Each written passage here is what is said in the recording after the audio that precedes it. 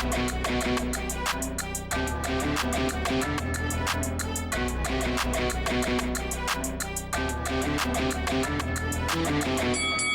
guys, welcome to Boxing Squared for boxing news and views from around the internet.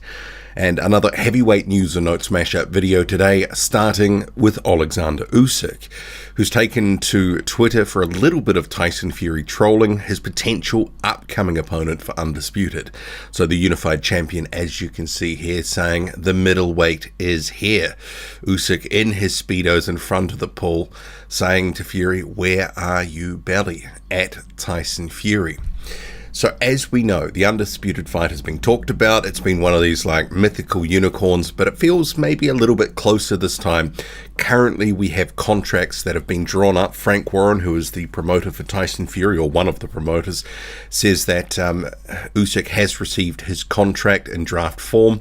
So I guess we're in that sort of process where there's a review of the contract, any changes get made, all that sort of thing. So there has been talk that Undisputed could be for February or March, but given we're basically mid-January, feels like a little unrealistic. But also another boost that Undisputed could potentially happen with the IBF rescinding its order for Filip Hrgović to face Usyk. Hrgović won the mandatory spot against Zhang Jilei, and then shortly after that the IBF issued a call for that fight to happen, but then it has rescinded it, saying actually the WBA has said that it is next in the three belt rotation, Usyk holding WBO, WBA and IBF, and the WBA hasn't actually happened since 2018. And we know that the WBA mandatory has been called, that is Daniel Dubois, but he's currently injured, so what happens there? Big question mark. But because he's injured, it doesn't really sort of pose a threat to Undisputed.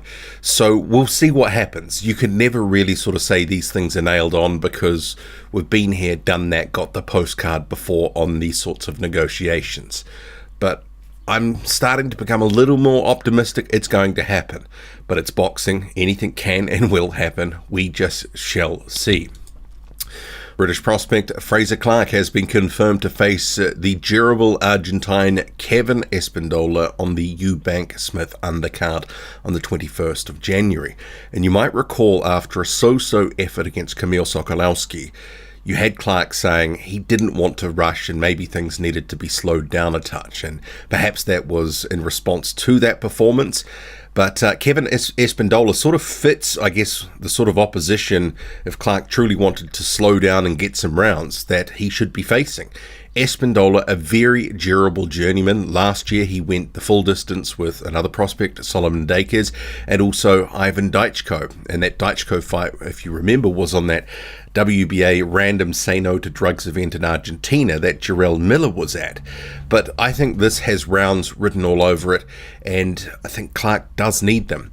And there is a question at the moment about how far he can go.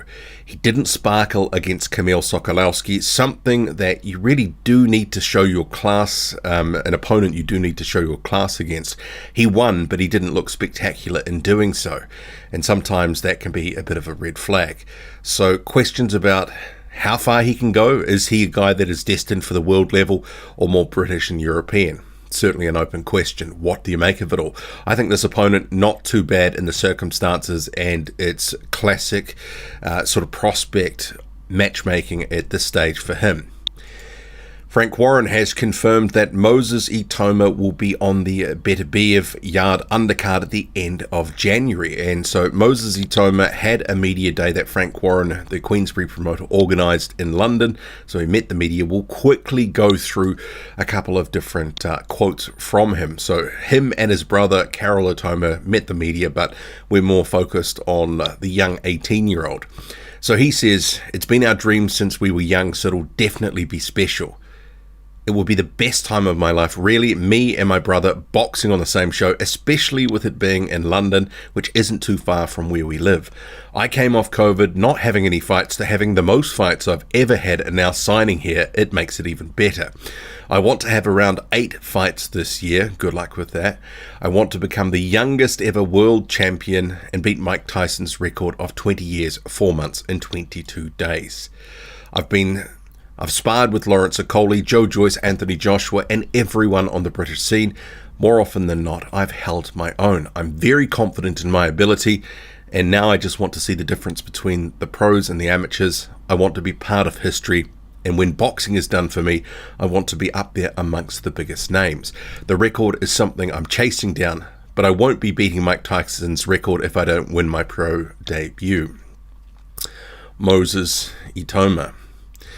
So 18 years old, and Frank Warren heaping a lot of pressure on him. Moses Etoma heaping a lot of pressure on himself.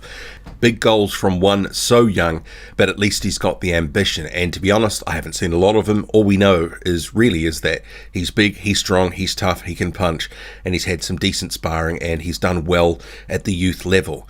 So yeah, good luck Moses Etoma. So we'll get a look at him at the end of the month.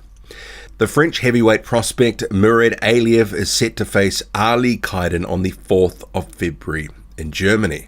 So Ali Kydin, best known probably for getting knocked out by Hemia here a few years ago. But the Universum Box promotion post on social media says title fight.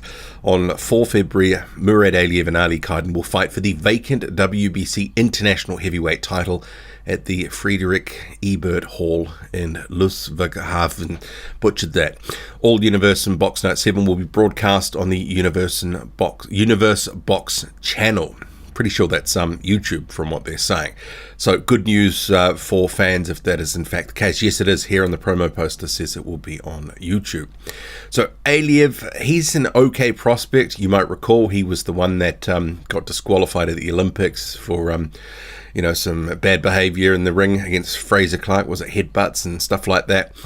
Just some dirty tactics. But in terms of his opponent, Ali Kydin is okay. He can punch a bit. Murad Aliyev, decent, big southpaw, but a little bit down on power. So this could actually go quite a few rounds. Chris Arreola has teased that he is coming back soon, saying #soon. And he has been a name connected with a number of matchroom fighters via promoter Eddie Hearn, but none of them have ever occurred. If I was to guess, I would say it's a PBC fight night that he'll be returning on. I mean, who knows? Maybe it'll be Arreola versus Gerald Washington or something of that nature. And the American prospect Jeremiah Milton also coming back soon, saying fight news coming soon. And rounding out this heavyweight news and notes mashup video, a couple of random clips. A couple are a few days old, but Arslanbek Makhmudov, out in the elements, bathing himself here in snow. I guess this is what you do if you're a Russian, used to the cold weather. Deontay Wilder admiring himself, his statue, giving it a hug, getting all up close and intimate. Really just is weird. I know some people are going to say, oh, well, it's Deontay Wilder, this is what he does, and I guess that's true. But strange behavior. And rounding up this heavyweight news and notes mashup video, the final clip, you've got Johnny Fisher with the sled push with Big John Fisher on top. And if you look there, he had weight on there already, plus the sizable frame of his father. What do you make of it all? Drop a comment, loud and often, hit like, hit subscribe, follow me on Twitter. Boxing_squared. I'm out.